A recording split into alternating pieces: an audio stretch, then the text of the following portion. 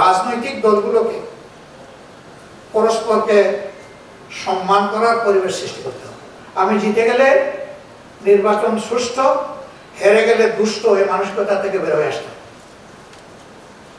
তবে হ্যাঁ, সেই নির্বাচনটা এমন হতে হবে যে সেই নির্বাচন নিয়ে যাতে সহজে কেউ প্রশ্ন তুলতে না পারে। এই দুইটাই নিশ্চিত করা লাগবে। এই জন্য এখানে অনেক ডায়ালগের প্রয়োজন, অনেক এনগেজমেন্টের প্রয়োজন।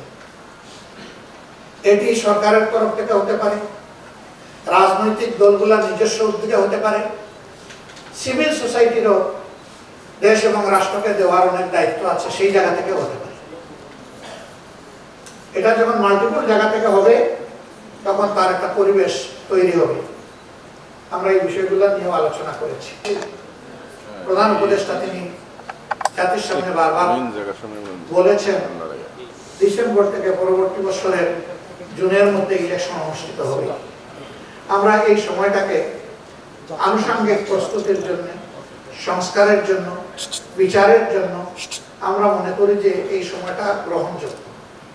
কিন্তু এই সময়ের সীমা যেন অতিক্রম করে না যায় সেই ব্যাপারে আমরা সতর্ক দৃষ্টি রাখব। গতকাল আমরা মার্কিন যুক্তরাষ্ট্রের একজন ডেপুটি অ্যাসিস্ট্যান্ট সেক্রেটারির সাথে আমরা সাক্ষাৎ করেছি। বের হওয়ার পরে আপনারা সাংবাদিক বন্ধুরা এ ব্যাপারে প্রশ্ন করেছিলেন। আমি বলেছি যে এই নির্বাচন হতে পারে রোজা শুরু হওয়ার আগে, আগামী ফেব্রুয়ারিতে। আমি আবারও বলছি, এটা তখনই হতে পারে যখন এই শর্তগুলো পূরণ হবে। এই শর্ত পূরণ ছাড়া কিন্তু ওই মার্চ ফেব্রুয়ারি কোনো কিছুই ঠিক থাকবে কিনা আল্লাহ ভালো জানে। এই জন্য আমরা সিনসিয়ারলি যারা চাচ্ছি দেশে জনগণের গণতন্ত্র ফিরে আসুক, তাদের সকলকে আন্তরিক সহযোগিতা এগিয়ে আসতে আমরা প্রস্তুত। সকল ধরনের সহযোগিতার জন্য আমাদের দল প্রস্তুত।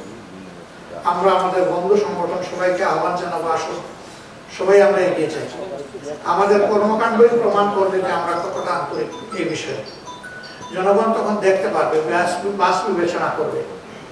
আর জনগণের ইচ্ছার উপর আমরা বিষয়টাকে ছেড়ে দিই। আগামী নির্বাচনে কাকে তারা সিলেক্ট করবে, তারা অতীত দেখবে, দলগুলোর ম্যানিফেস্টো দেখবে, বর্তমান কর্মকাণ্ড বিবেচনায় নেবে, নিয়ে ভবিষ্যতে কার কাছ থেকে কি পেতে পারে সেই আশা নিয়ে তারা যে প্রত্যাশা, যে স্বপ্ন অন্তরে লালন করে। আমাদের বীররা জীবন দেওয়ার আগে তারা যে স্লোগান দিয়ে গেছে যে we want justice, we never support any disparity, সেই রকম একটা সমাজ কারা তাদেরকে উপহার দিতে পারবে, এই বিবেচনার ভার আসুন আমরা সবাই মিলে আস্থা রেখে জনগণের উপর ছেড়ে দিই।